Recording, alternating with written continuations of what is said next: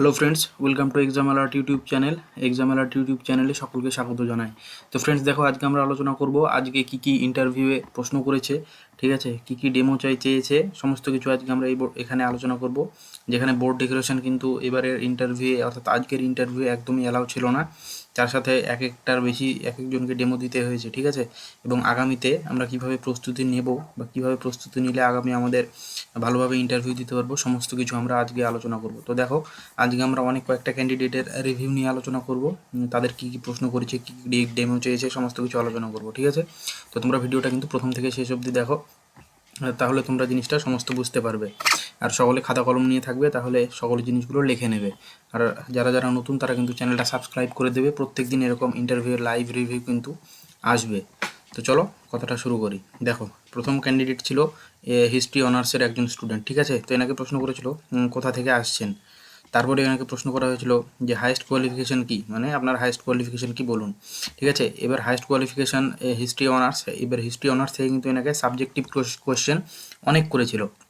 তো যাদের যে বিষয় অনার্স, আপনারা সেই বিষয়টা একটু হলেও ভালো করে দেখে নেবেন, ঠিক আছে। এবারে এনাকে ডেমো দিতে বলেছিল কোথা থেকে, টেন্স থেকে। তাও আবার বলে দিয়েছিল যে তোমাকে 3 মিনিট সময় দেওয়া হলো, এই 3 মিনিট সময়ের মধ্যে তুমি তোমার ডেমোটা কমপ্লিট করে দেখাও। এবার যখন এই বোর্ড ডেকোরেশন করতে যাচ্ছে, তখন ওনারা কিন্তু নিষেধ করে দিচ্ছে যে না না, কোনো বোর্ড ডেকোরেশনের দরকার নেই, তুমি ডিরেক্ট টপিকে ঢোকো, ঠিক আছে। তো ডিরেক্ট টপিকে কিন্তু ঢুকতে বলছে। তারপরে দেখো, সব টেন্সের একটা করে কিন্তু উদাহরণ চেয়েছে, ঠিক আছে। যখন বলেছে প্রেজেন্ট, পাস্ট, ফিউচার, সমস্ত টেন্সের কিন্তু একটা করে উদাহরণ চেয়েছে। তার সাথে কন্টিনিউয়াস, এগুলো টেন্সেরও উদাহরণ চেয়েছে, ঠিক আছে। টেবিল নাম্বার ছিল এর ক্ষেত্রে 10।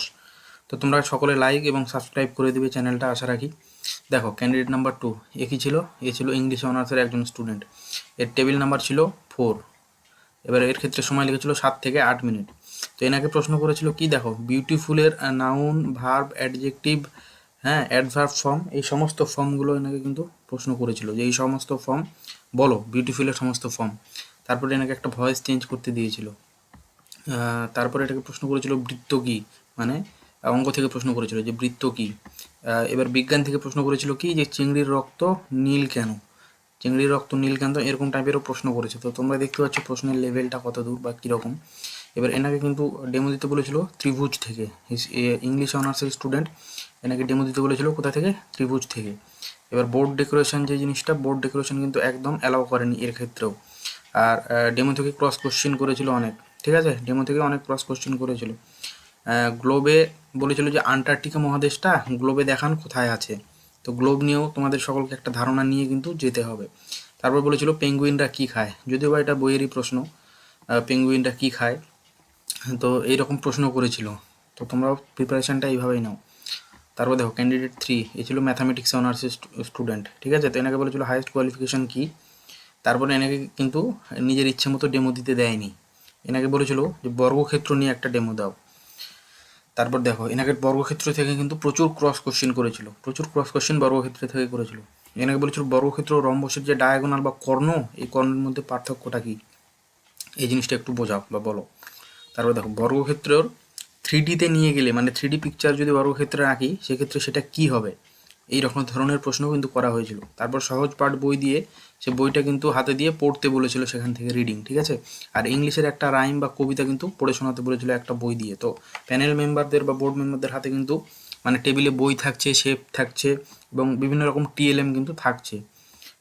তারপরে দেখো, ক্যান্ডিডেট 4 এনাকে ইচ্ছে মতোই ডেমো দিতে বলেছিল, 1 মিনিটের মধ্যে ইচ্ছে মতো একটা ডেমো দিন, ঠিক আছে। তারপর বোর্ড ডেকোরেশন এর ক্ষেত্রে অ্যালাউ ছিল না, কিন্তু টেবিলে TLM ছিল, যেগুলো আমি বললাম, শেপ, বই, গ্লোব, ত্রিভুজের আকৃতির শেপগুলো, ঠিক আছে। তো এনাকে তারপর বলেছিল যে বিষমবাহু ত্রিভুজ কী বা কাকে বলে। তারপরের প্রশ্ন দেখো, সুকুমার রায়, সত্যজিৎ রায় ও উপেন্দ্র কিশোর রায়চৌধুরীর মধ্যে সম্পর্ক এনাকে বলতে বলেছিল। তার মানে বুঝতে পারছো প্রশ্নের ডেপথ কতটা বা কীভাবে প্রশ্ন করছে।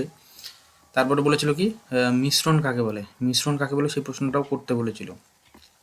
তারপরে দ্রবণ, হ্যাঁ, দ্রবণ ও মিশ্রণের মধ্যে পার্থক্য, এটাও কিন্তু জানতে চেয়েছিল। তারপর সত্যজিৎ রায় কলকাতার কোন কলেজ বা স্কুলে পড়াশোনা করেন, এই জিনিসটা কিন্তু জানতে চেয়েছিল। তো তোমরা বুঝতে পারছো কোশ্চেন কতটা ডেপথ থেকে ধরছে। এবার দেখো, তারপর দেখো, ক্যান্ডিডেট নাম্বার 5 এই ছিল হিস্ট্রি অনার্সের একজন স্টুডেন্ট, ঠিক আছে। এনার ক্ষেত্রে বলেছিল কি তোমার হাইয়েস্ট কোয়ালিফিকেশন কি বলো। তারপর ইংলিশ থেকে যে কোনো একটা ডেমো দিন, এনাকে বলেছিল ইংলিশ থেকে যে কোনো একটা ডেমো দিন, এর কিন্তু হিস্ট্রি অনার্স ছিল, এবার একে বলেছে ইংলিশ থেকে যে কোনো একটা ডেমো দিন। তারপর দেখো এর টেবিল নাম্বার ছিল 9, টেবিল নাম্বার কী ছিল 9। তারপর এনাকে নাউন প্রোনাউনের বাংলার সাথে সমন্বয় সাধন করে পড়াতে বলেছিল। নাউন প্রোনাউন মানে বিশেষ্য বিশেষণ, এগুলো কিন্তু সমন্বয় সাধন। আর এর আগেও ইন্টারভিউতে আমি বারবারই বলে এসেছি যে সমন্বয় সাধনের উপর কিন্তু বরাবরই জোর দিচ্ছে এবারের ইন্টারভিউ। পুরো প্যানেল, সমস্ত প্যানেল 10টা টেবিলই কিন্তু সমন্বয় সাধনের উপর জোর দিচ্ছে। তারপর দেখো সাবজেক্টিভ কোশ্চেন এনাকে করা হয়নি, মানে হিস্ট্রি অনার্স থেকে এনাকে কোনো কোশ্চেন করা হয়নি। এর ক্ষেত্রেও কিন্তু বোর্ডে টিএলএম ছিল, মানে প্যানেলের যে টেবিল সেখানে টিএলএম ছিল। টোটাল টাইম লেগেছিল 7 থেকে 8 মিনিট। ঠিক আছে। তারপর ক্যান্ডিডেট নাম্বার 6, এ ছিল ইংলিশ অনার্স স্টুডেন্ট। তো এনাকে বলেছে কোথা থেকে আসছেন। তারপর বলেছেন পরিবেশের ভালো এবং খারাপ দিক বাচ্চাদের বোঝান, কীভাবে বোঝাবেন সেটা বোঝান। তারপর শেপ দেখিয়ে প্রশ্ন করেছিল, শেপ থেকে যেগুলো টেবিলে থাকছে আমি বলছি, সেই শেপ দেখিয়ে প্রশ্ন করেছিল। হ্যাঁ, সাবজেক্টিভ প্রশ্ন মানে ইংলিশ অনার্সের প্রশ্ন কিন্তু এনাকে করা হয়নি। এনার ক্ষেত্রেও বোর্ড ডেকোরেশন যে জিনিসটা সেটা কিন্তু স্ট্রিক্টলি না করে দেওয়া হয়েছিল।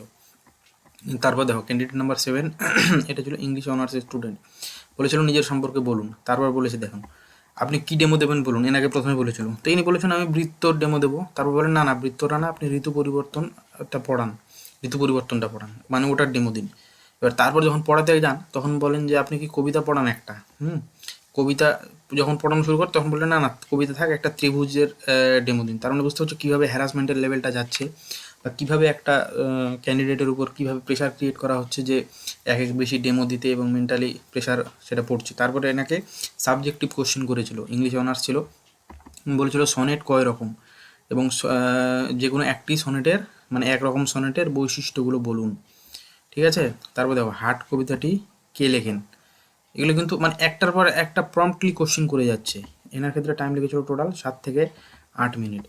তো এই হলো আজকের ইন্টারভিউয়ের 7জন ক্যান্ডিডেটের রিভিউ। তো এরকম রিভিউ কিন্তু তোমরা প্রত্যেক দিন পাবে, চ্যানেলটা সাবস্ক্রাইব করে বেল আইকনটা বাজিয়ে দাও। আর প্রত্যেক দিনের ইন্টারভিউয়ের আপডেটের পিডিএফ এবং প্রশ্ন এবং উত্তরের পিডিএফ কিন্তু আমি টেলিগ্রাম চ্যানেলে এবং হোয়াটসঅ্যাপ গ্রুপে দিয়ে রাখি। তো টেলিগ্রাম চ্যানেলের যে লিঙ্ক ডিসক্রিপশানে দেওয়া আছে সেই লিঙ্কে কিন্তু তোমরা জয়েন হয়ে যাও। সকলে জয়েন হলে তাহলে তোমরা সেখান থেকে সমস্ত পিডিএফ কালেক্ট করতে পারবে। ঠিক আছে। তো ততক্ষণে সকলে পড়াশোনা করো, কালকে আবার দেখা হবে ইন্টারভিউয়ের আপডেট নিয়ে, এবং রাত্রে আমি কিন্তু সমস্ত পিডিএফ শেয়ার করে দেবো। তো সকলে গ্রুপে জয়েন হয়ে যাবে। ঠিক আছে। Thank you.